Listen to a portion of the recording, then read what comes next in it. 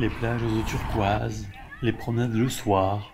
C'est bien beau tout ça, mais ça se mérite. Nous voilà sortis de notre petite province des trois frontières, cap au sud. Nous? Oui, j'ai trouvé quelqu'un d'aussi fou que moi en BMW 1200 GS Adventure avec qui partir en vacances. À nous l'aventure, la vraie, celle pour laquelle on trépigne d'impatience depuis bien trop longtemps déjà. On calcule les étapes en essayant de faire un maximum de kilomètres le premier jour. On cherche un hôtel sur la route sans dévier de l'axe médian, orienté sud toujours. Et puis bien sûr, on optimise au mieux l'espace dans les quelques litres à disposition, même si le gars en GS a pris des vêtements pour au moins un mois. Cap sur Mulhouse, à la frontière suisse. Si ça s'est bien passé, à partir de Molsheim, des orages et de nuit s'il vous plaît. J'aurais dû m'en douter avec ces gros nuages noirs dès le départ. Arrivé, trempé, la nuit fut agréable. Et vous savez quoi? Le lendemain, rebelote, des orages, 73 km avant d'embarquer, et de nouveau trempé jusqu'à l'os. Vite, une douche bien chaude dans la cabine. 10 heures après, à la descente du bateau, ça se bouscule gentiment pour sortir le plus vite de ce géant des mers. En route pour l'hôtel. Il est temps que je vous explique un peu ce sur quoi je suis assis depuis déjà plus de 1000 km. J'aurais pu prendre un billet d'avion, louer une voiture sur place, déjà fait. J'aurais pu prendre ma voiture personnelle. J'aurais pu demander à une marque de faire un essai longue durée, comme j'ai pu déjà le faire l'année dernière avec Peugeot pendant 3 semaines. J'avais fait 5703 km, je crois, de mémoire. Mais ça aurait été trop facile.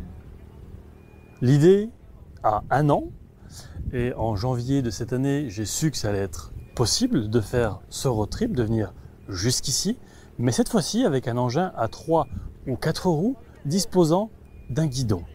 Bonjour et bienvenue sur Tescars pour l'essai du tout nouveau Piaggio MP3 500 Sport Advanced. Une nouvelle signature lumineuse à l'avant, à LED.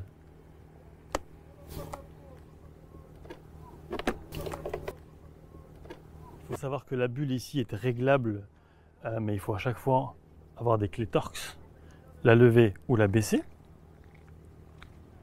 Alors, petite parenthèse pour ceux qui ne connaissent pas le MP3, donc la particularité c'est vraiment le fait d'avoir 3 roues.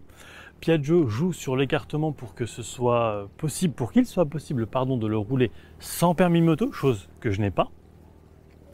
Donc 500 évidemment, 500 cm3. On poursuit ici avec des repose-pieds alu qui lui confèrent un petit peu un look sportif. Repose-pied ici pour le passage à l'arrière. La béquille, bon ça c'est classique. Le top case ici est de 50 litres. Alors, hop, je vais vous montrer un petit peu. On peut mettre concrètement 2 casques à l'intérieur.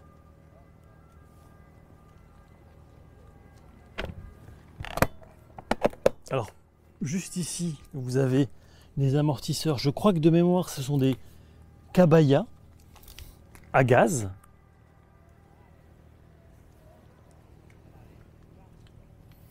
Le véhicule est équipé ici d'un crochet pour mettre un sac ou un sachet. Juste en dessous, c'est le frein à main, déverrouillage du siège, ASR. Alors, ce modèle est équipé également de l'ABS. Cette nouvelle pédale de frein a une position beaucoup plus ergonomique. Elle est un peu remontée et ne m'a jamais gêné. La grosse nouveauté sur ce modèle, c'est quoi? C'est la marche arrière. Alors la marche arrière, ce n'est pas comme sur une voiture, ce sera plutôt un moteur électrique qui va vous aider lors des manœuvres. Je vais vous montrer.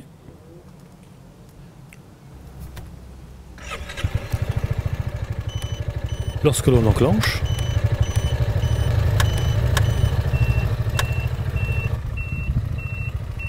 voilà, comme un camion.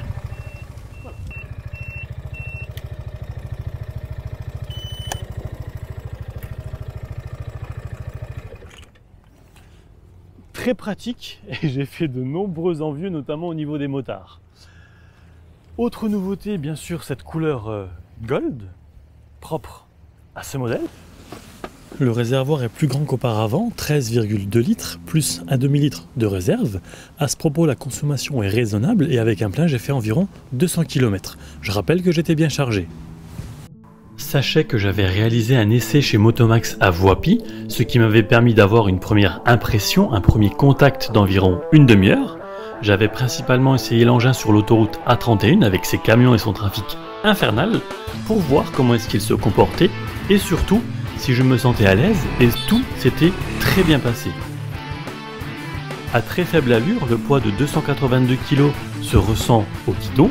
Ajoutez un top case de 50 litres, un dessous de selle au bord de l'asphyxie, un sac à dos, non pardon, deux sacs à dos et un passager, et chaque arrêt à la pompe est plutôt rock'n'roll. Lors de virages que je ne qualifierais pas de trop serrés, la béquille centrale a la fâcheuse tendance à venir chatouiller l'asphalte. Rien de bien grave, me direz-vous, mais ça fait bizarre la première fois. Pouvant dépasser allègrement les vitesses autorisées seules ou à deux, les reprises sont vives et jamais les 44 chevaux du MP3 ne se sont essoufflés. Avec ses trois roues, il se montre rassurant, sécurisant même alors que son train avant fait la danseuse sur demande. J'ai bien eu une douleur légèrement plus bas que l'épaule droite les deux premiers soirs, la faute à une conduite sous les orages et le stress généré. Pour le reste, le confort au guidon est optimal.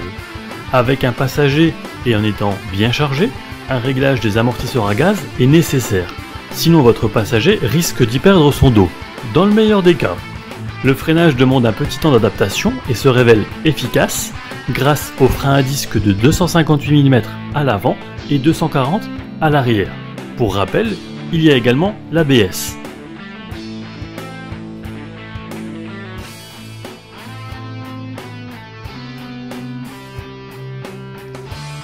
Plaisir de redécouvrir certains paysages, de sentir ces odeurs de bord de mer, ne pas avoir de bouchons sur le trajet, ne plus se soucier de trouver une place de parking.